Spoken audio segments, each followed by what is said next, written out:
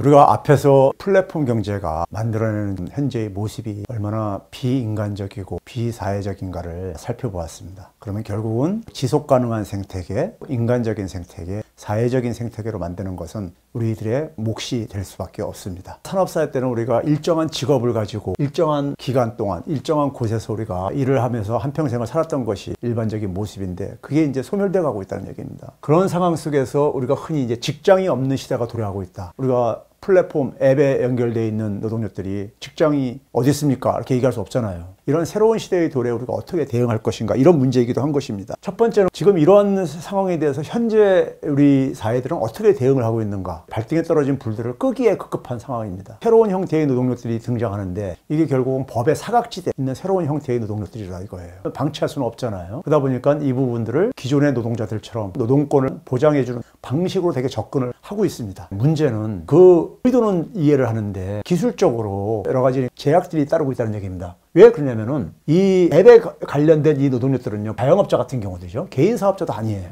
그렇다고 노동자라는 이것도 아니면서 두 가지 성격이 또 그런데 다 혼재되어 있어요. 작업 환경에 속해져 있는 게 아니잖아요. 그래서 작업 중에 어떤 문제가 생길 때 누구한테 그걸 책임을 지울 것이냐. 그래서 우리가 배달 서비스 하시는 분들이 앱에 연결돼 가지고 그 음식을 배달을 요청한 음식점주한테 책임을 지울 것인지, 아니면은 그 일거리를 소개해 준 배달 서비스 업체, 소위 말해서 우리가 요기요라든가 이런 업체들한테 그걸 지울 것인지, 이게 굉장히 모호하다 이거예요. 그래서 노동권을 보장해 주고 싶어도 상당히 기술적으로 어려운 점들이 있다 이겁니다. 왜 이런 문제가 생기냐면요, 산업재해라든가 이런 문제들을 다 피하기 위해서 사실 그러니까 이걸 활용들 하고 있는 측면도 있어요. 이런 부분들을 외주화시키게 되면은 원청업체에서는 그 책임을 피할 수가 있으니까 사실 기술적으로도 사실 이걸 해결하기가 쉽지가 않습니다. 더 중요한 건 뭐냐면은 그런 노동권을 보장해 준다 하더라도 과거 제조업 노동력들에 비해서 물론 그렇게 좋은 일자리라고 얘기할 수는 없잖아요. 대안이 될 수는 없다 이거죠. 임금 수준이라든가 아니면 뭐 여러 가지 고용 조건들을 봤을 때요, 이 플랫폼 노동자들 같은 경우를 보게 되면요, AI형 자동화에 굉장히 취약합니다. 자, 배달 서비스 쉽게 얘기해서 드론 산업이 발전하면요, 다 필요 없을 수도 있어요.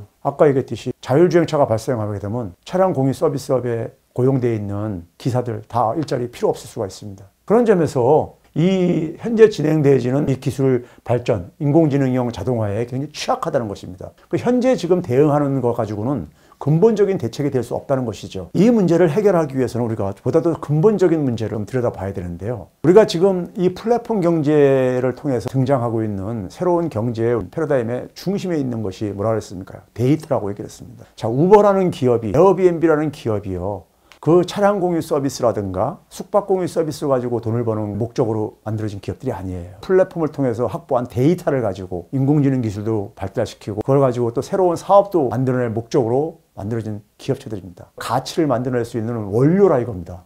이 데이터는 근데 누구 거죠? 차량 공유 서비스를 이용했던 고객이라든가 아니면 숙박 공유 서비스를 이용했던 고객이라든가 시설을 제공한 판매자라든가 아니면 차량을 제공한 사람이라든가 이 사람들이 다 데이터들이죠. 그 데이터를 근데 플랫폼을 만드는 업체가 독점을 하고 있죠. 그 데이터를요. 그래서 우리가 이걸 가지고 플랫폼 독점이라고 얘기를 하고 있습니다. 플랫폼을 소수가 독점하고 있다 이거예요. 그 플랫폼의 핵심적인 자원들은 사실 거기에 플랫폼에 관여되어 있는 모든 사람들의 공동의 자원, 자산이라 이거예요. 내용을 들여다보게 되면요. 그래서 이 데이터를 사회적으로 공유하는 것이 바람직하다고 보고 있고, 이걸 가지고 이제 우리가 흔히 일부에서는 플랫폼 공유라고도 얘기를 하고 있고요. 플랫폼 독점에 대비해서요. 플랫폼을 공유해야 된다. 그 이유는 뭐냐면요, 우리가 이렇게 해석할 수도 있어요. 플랫폼 목표 중에 하나가 우리가 빅데이터잖아요. 굉장히 매력적인 플랫폼일수록 데이터가 많이 만들어진다고 말씀을 드렸었어요. 그럼 이 빅데이터가 뭐였었어요? 인공지능 기술의 우리가 원료로 활용됐었죠. 인공지능 하면 떠오르는 게 뭡니까요? 이 머신러닝. 거기에 이제 이 알고리즘에 사용되는 원료들이죠. 근데 결국 뭐냐면 이 인공지능을 발전시키는 알고리즘도, 알고리즘의 원료가 이 빅데이터라는 점에서, 빅데이터는 근데 어디 거냐? 사람들이 다 내놓은 것들 아니겠습니까? 그런 점에서 그것도 인간 지능, 그 인간 지능의 집적체라는 점에서 이것도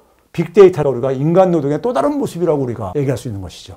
데이터는 하나의 과거 산업사회하고는 다른 형태지만은 그것도 인간 노동력의 또 다른 모습이라고 할 수가 있겠고요. 그런 점에서 데이터들은 그 사회 구성원들이 다 같이 참여해서 생산하는 것을 이루면서 사회적인 통제가 필요하다는 얘기죠. 그런 점에서 이제 이 데이터에 대해서 누구나가 접근할 수 있는 권리를 가져야 된다 이겁니다. 새로운 시민권, 근대 현대사회가 발전하면서 우리가 시민권이 다양하게 발전해 왔듯이 시민권 차원에서 데이터에 대한 접근 권리를 모든 시민들이 접근할 수 있는 권리를 부여받을 필요가 있다는 얘기고요. 이 데이터를 모든 사회 구성원들이 공동으로 소유할 수 있는 기술적인 기반은 사실 확보가 돼 있어요. 우리가 흔히 이제 블록체인 많이 들어봤었잖아요. 암호화폐가 많이 떠오를 텐데 사실 블록체인 기술이 가지고 있는 것은 분산과 공유거든요. 그럼 블록체인 생태계에 참여하고 있는 많은 사람들이 만들어진 데이터를 다 어떻게 됩니까? 분산적으로 다 같이 공유를 하고 있는 거잖아요. 그런 점에서 우리가 블록체인에 기반한 플랫폼, 전통적인 디지털 플랫폼과 달리 저는 이걸 하나의 구글 시대의 협동조합이라고 제가 표현을 합니다. 그러니까 협동조합이라는 게 뭡니까? 모든 조합원들이 같이 공유를 하고 권리를 같이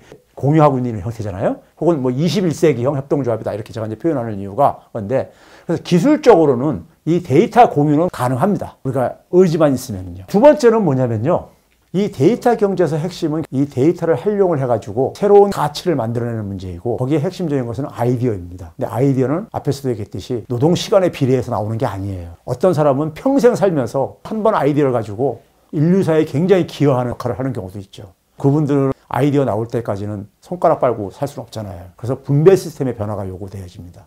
산업혁명이 일어났을 때도요. 존 스튜어트 밀이라는 사상가 들어보셨습니까? 정치학이나 경제학에서 근대 보수주의라고 표현하기도 하고 19세기 초반기에요. 새로운 형태의 분배 시스템을 얘기를 해요. 당시에 여러분들 러다이트 운동이라는 얘기 들어보셨죠? 기계 파괴 운동이에요. 왜 그러냐면은 새로운 기계들이 막 이렇게 등장하면서 전통적인 일자리들을 없애버렸어요. 기계가 우리 일자리를 없앤다고 해가지고 파괴시키고 하는 이런 소동이 있었잖아요. 근데 그런 시대에 존 스튜어트 밀이 뭐라 그랬냐면요. 자, 그 당시도 마찬가지로 많은 일자리가 없어지다 보니까는 생계의 위기가 몰리는 사람들이 있잖아요. 이 사람은 굉장히 보수주의적인 경제학자입니다. 국가가 세금 걷는 것도 굉장히 부정적으로 평가했던 사람이에요. 일정 기간 동안, 1년 동안에 만들어낸 생산물 중에서 제일 먼저 어떻게 배분을 해야 되냐면 사회 구성원 모두가 최소한의 생활을 하기에 필요한 만큼을 다 일단 분배를 해주라 이거예요. 그리고 그 나머지를 각자의 능력에 따라서 소위 말해 자본주의 논리죠. 이런 주장을 했어요. 그렇게 안 하면은 일자리가 없어가지고 굶어 죽을 수 있는 사람들이 생기는 그러한 상황이었기 때문에 그런 겁니다. 그럼 지금도 우리가 그런 상황이 배제할 수 있겠습니까요? 데이터 경제에서 핵심은 뭐였었습니까요? 이익 공유였었어요. 구글이 데이터를 엄청나게 확보할 수 있었던 것은 검색 서비스를 이용할 수 있게 해줬잖아요. 유튜브에서 우리가 콘텐츠를 가면서 콘텐츠 개발업자한테 같이 이익을 나누잖아요. 애플의 아이폰이 앱을 공급한 사람한테 이익을 나눠갔잖아요. 이 공유를 해야지만이 연결이 되기 때문에 이 경영학이라든가 비즈니스 하시는 분들은 이걸 가지고 공동창조라는 말을 합니다. 2000년대 이후에는 가치는 공동창조 방식으로 혁신 방식이 바뀌었다. 그러니까 우리가 애플의 앱이든 구글이 만들어내는 모든 것들을 보게 되면 다 공동창조 방식이잖아요. 이 공유가 이게 이제 핵심적인 키워드로 그런 겁니다. 그러면 디지털 생태계를 지속 가능하게 하는 것은 호혜성이죠. 서로가 공존, 상호 혜택을, 상호 이익을 나누는 이런 방식인 거죠. 이 호혜성의 원리를 분배 시스템에도 사실 적용을 해야 되는 것이죠. 그래야지만이 플랫폼 생태계는 지속 가능한 거죠. 이런 이제 변화로 인해 가지고 최근에 보게 되면 기본소득 혹은 기본배당, 기초자산 이런 말들 들어보신 분들 있을지 모르겠어요. 여러분 이 기본소득에 대한 개념을 제일 적극적으로 지지하는 사람들이 누군지 아세요? 실리콘밸리의 혁신기업들입니다. 혁신기업들이 소위 말해서 인본주의자라서 그렇지는 않습니다. 왜 그러냐? 그 사람들은 지금 현재 일어나고 있는 기술 진보의 성격에 대해서 너무 잘 알고 있는 거예요. 이게 노동력은 고용은 별로 창출하지 않으면서 기술 진보에 따라서 이 생산성은 굉장히 많이 증가할 텐데 문제는 자기들이 만들어낸 것을 사줄 사람이 없으면 아무 의미가 없잖아요. 시장에 최소한의 수요가 뒷받침되지 않으면 이게 지속 가능하지 않기 때문에 기본소득을 지지를 하는 겁니다. 기본소득이라는 게 뭐겠습니까? 최소한의 기초 생계를 필요로 하는 것을 사회가 다 미리 먼저 배분하자는 걸 전제하는 거와 똑같은 개념인 겁니다. 일부에서는 기본 배당, 배당이라는 개념은 우리가 주식회사에서 주주들한테 기업이 실현한 이익을 일부를 나눠주는 것이죠. 이 기본 배당은 어떤 개념이냐면요. 우리가 기업들이 이제 앞으로 로봇이라든가 자동화 기술들을 많이 도입을 할 텐데 그에 따라서 노동력들이 일자리를 잃어버리게 된다 이거예요. 그러면 그 기업들이 자동화를 하는 거에 따라서 일정한 세금이라든가 이런 걸 걷어가지고 일자리 잃은 사람들한테 나눠주자는 개념인 겁니다. 기초자산이라는 것은 일정한 나이가 됐을 때 토마 피케티라고 많이 들어보셨죠? 프랑스에 우리가 21세기 자본이라는 책을 써가지고 유명해진 학자예요. 25살 됐을 때 사회가 일정한 자산을 다 나눠주자 이겁니다. 우리나라에 토마 피케티보다 먼저 주장한 학자들도 있었습니다. 근데 기초자산은 그러니까 예를 들어서 뭐 이런 겁니다. 일정한 연령이 도달했을 때 그 사람이 자신의 사회적인 삶에게 필요한 일거리도 하기 위해서 기본적인 자산이 우리가 굉장히 중요하잖아요. 그래서 우리가 어떤 부모를 만났냐에 따라서 흑수저, 금수저 얘기하듯이 3억 원, 한 5억 뭐 이런 정도를 제공하자 이거예요. 기초자산 개념이고요. 이런 얘기들이 지금 이렇게 제기가 되는 이유가 어디에 있겠습니까? 지금 앞에서 얘기했듯이 일자리가 지금 그러니까 만들어지지 않는 이런 상황 속에서 생계 위협받고 있는 상황 속에서 사람들이 기본적으로 최소한의 생계를 유지하기 위해서 필요로 하는 물질적인 지원을 해결해 준다는 점에서 분배 시스템을 바꾸자는 하나의 목소리들인 겁니다. 데이터라는 새로운 자원이 등장을 하면서 그걸 가지고 우리가 어떻게 현재 발생하고 있는 플랫폼 노동력보다는 보다 더 건강한 일자리들을 만들 수 있겠는가 방법을 찾아내야만 되는 것이 하나의 남겨진 과제가 되겠습니다. 그거를 이제 앞으로 살펴보도록 하겠습니다.